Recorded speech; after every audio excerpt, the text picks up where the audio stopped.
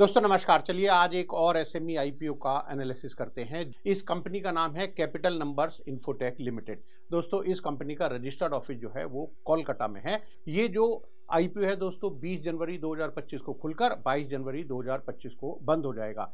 यहाँ कंपनी ने कहा कि भैया देखो हमारा जो शेयर प्राइस है ना, जो जिस प्राइस पर हम ये शेयर इशू करेंगे वो है बैंड 250 टू 260 रुपीज़ पर शेयर।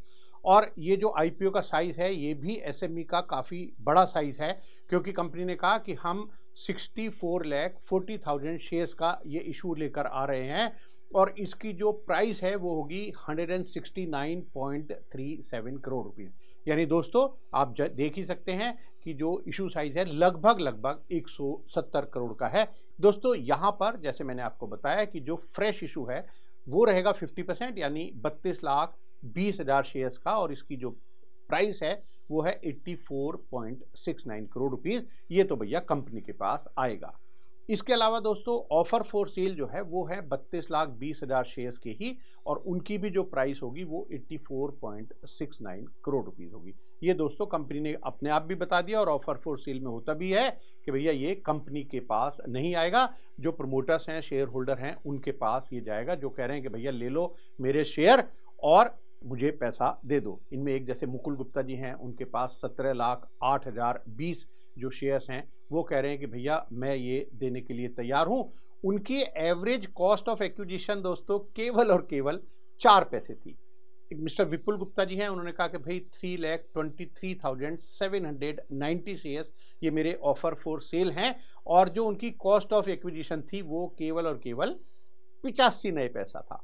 दोस्तों एक और यहाँ पर जो ऑफर फॉर सेल आ रहा है वो आ रहा है हरप्रीत गुप्ता जी की तरफ से, जिन्होंने कहा कि मेरे पास ये जो शेयर्स में ऑफर करना चाहते हो वो हैं 11,88,190 शेयर, और उनका भी कॉस्ट ऑफ एक्विजिशन जो एवरेज अगर देखा जाए तो वो है 4 पैसा।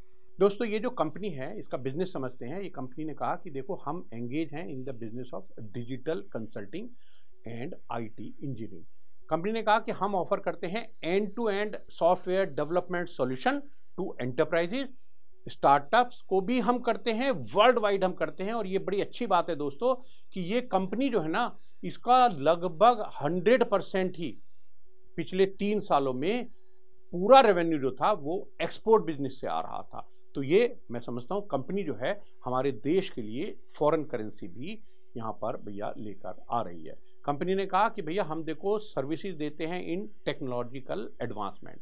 उन्होंने ये भी कहा कि हम देखो ऑफर करते हैं comprehensive service which include digital engineering, data analytics, artificial intelligence या फिर मशीन लर्निंग, AIML, जिसका मैं समझता हूँ कि सबसे ज़्यादा धूम धड़ाका भैया आजकल चल रहा है। आप सुनते ही होंगे cloud engineering, UI UX design और advance technology such as blockchain and augmented reality, virtual reality, AR VR जो है उसमें भी। यानी जितने भी जो आजकल हम शब्द सुनते हैं दोस्तों टेक्नोलॉजी के, सब में कह रहे हैं कि भैया हम सर्विस दे रहे हैं, और ख़ास बात पूरा 100% एक्सपोर्ट कर रहे हैं।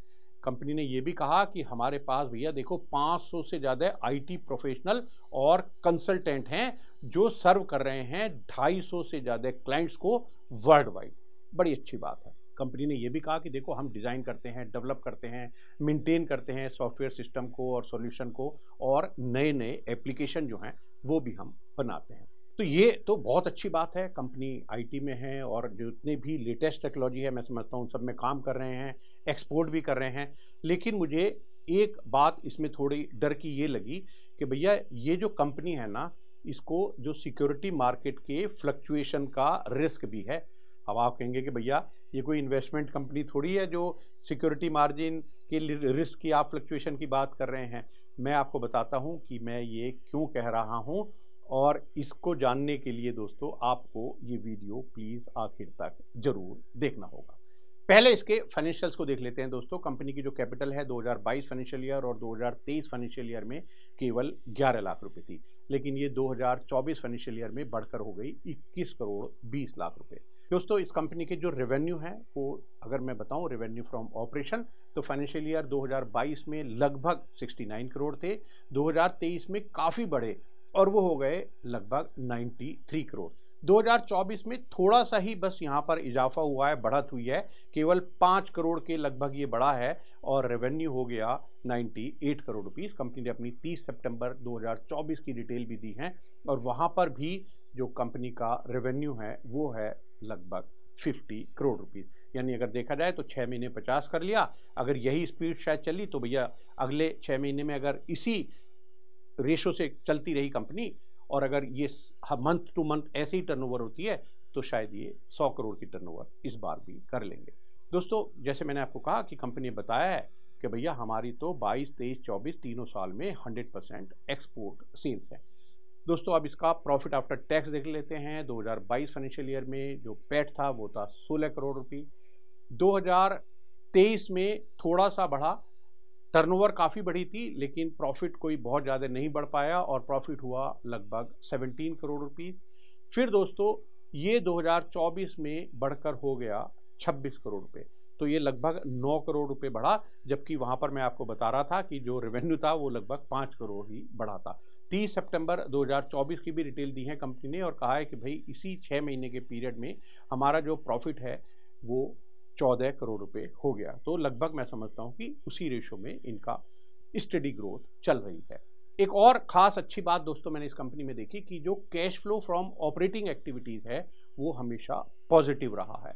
ये बात जरूर है कि जो cash flow from investing activities है वो भैया हमेशा निगेटिव रहा है, क्योंकि जैसे मैं आपको पहले भी बताया था कि भाई कंपनी ने बहुत सारा पैसा यूज़ कर लिया इन परचेज ऑफ इन्वेस्टमेंट। इसकी जानकारी मैं आपको आगे दूंगा। दोस्तों कंपनी का जो cash flow from financing activities है वो भी निगेटिव में है और कंपनी ने इसमें ये भी दिखाया है कि भाई हमने एक 2024 में बाई बैक ऑफ शेयर्स भी किया था 18 करोड़ से भी ज़्यादा अमाउंट का।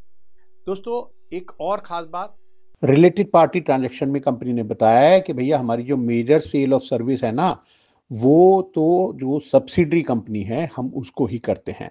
2022 में लगभग 32 करोड़, 2023 में लगभग 40 करोड़ और 2024 फाइनेंशियल ईयर में लगभग 42 करोड़ की जो सेल ऑफ सर्विस है वो उनकी एक ही सब्सिडरी को की गई है। कंपनी ने जो अपना जितना भी कैपिटल है और जो मेजर नेटवर्थ भी अगर हम जोड़ लें वो उन्होंने करंट इन्वेस्टमेंट में अपना लगा रखा है। देखिए कंपनी की जो कैपिटल थी जैसे मैंने आपको बताया कि 21 करोड़ 20 लाख रुपए थी और अगर नेटवर्थ भी देखें तो फाइनेंशियल ईयर 2024 में ये 67 करोड़ थी, जिसमें से 36 करोड़ रुपए उन्होंने इन्वेस्टमेंट कर रखे हैं towards this share, mutual fund etcetera, quoted, unquoted और इवन क्रिप्टो करेंसी।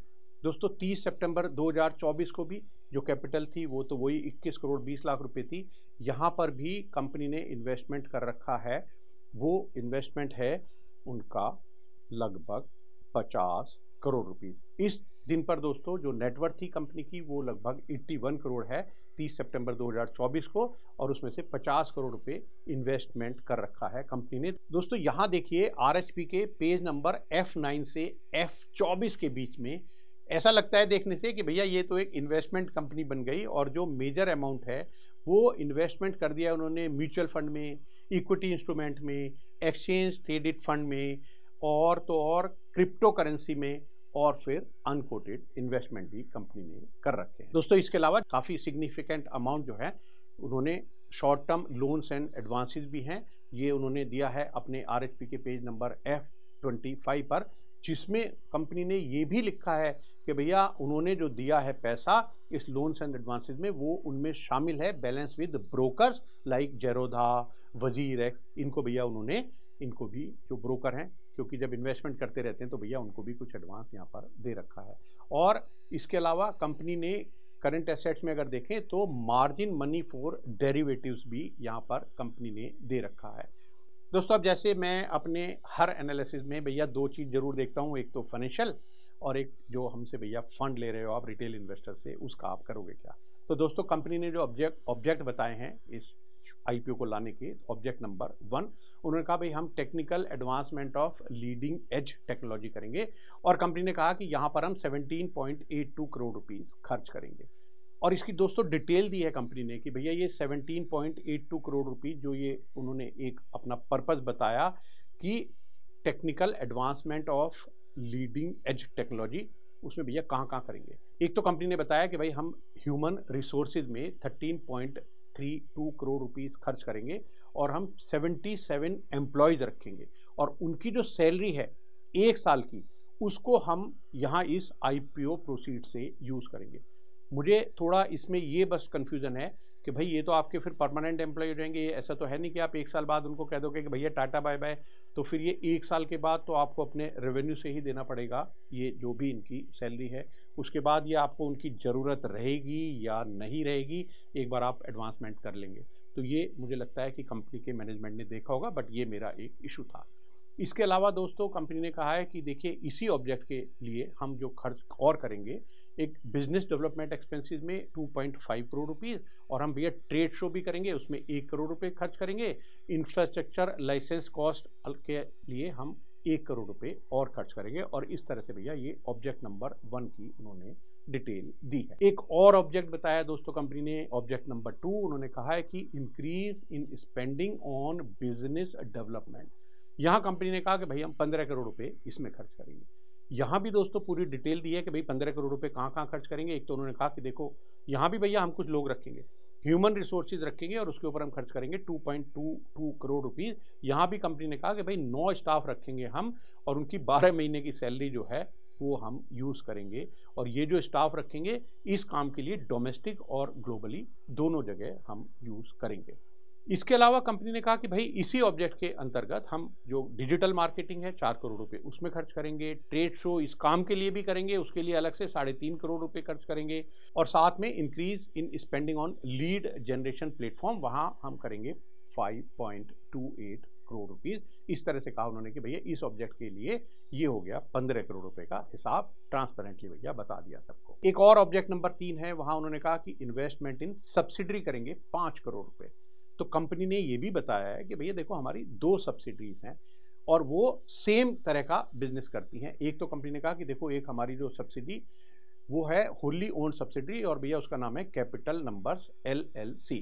एक और कहा कंपनी ने कि भैया एक हमारी जो एक कंपनी है जिसका हमारे पास होल्डिंग 90% है वो है capital numbers Australia private limited. लेकिन कंपनी ने ये भी कह दिया कि जो भैया दूसरी ऑस्ट्रेलिया वाली कंपनी है ये अब डी रजिस्टर्ड हो गई, ये 30 सितंबर से पहले हमने डी रजिस्टर्ड कर ली, अब भैया ये हमारी सब्सिडी नहीं बची है, तो अब एक ही बच गई भैया। तो कंपनी ने ये कहा है कि to support our subsidies growth and ensure it can meet the increasing demand of our expanding business, हम भैया ये 5 करोड़ रुपए यहाँ जो नेट प्रोसीड होगा इस IPO का उसमें से इस सब्सिडी कंपनी को दे देंगे। एक और ऑब्जेक्ट बताया कंपनी ने, इसको मैं कहूँगा ऑब्जेक्ट नंबर 4, वो है funding in organic growth through unidentified acquisitions and other strategic initiative.